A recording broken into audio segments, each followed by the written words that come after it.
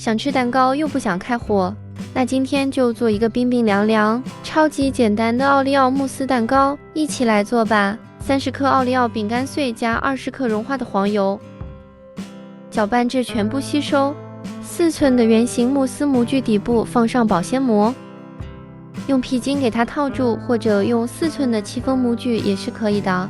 把刚才做好的饼干碎放入模具内，用勺子给它压实压平，然后拿到冰箱里边冷藏半个小时。准备80克冷藏过的淡奶油，加5克白砂糖，用电动打蛋器给它搅打到6-7成发。80克软化好的奶油奶酪，加入5克白砂糖，再用电动打蛋器给它搅打到特别的顺滑。把奶油奶酪放入刚才打好的淡奶油中，加入10克奥利奥碎，稍微混合一下。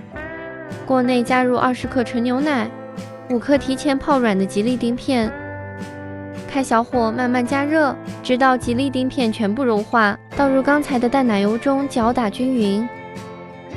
慕斯液也就做好了，倒入模具内放冰箱冷藏4个小时以上。冷藏好后取掉底部的保鲜膜，用吹风机给它把周边吹一下，这样会更容易脱模一些。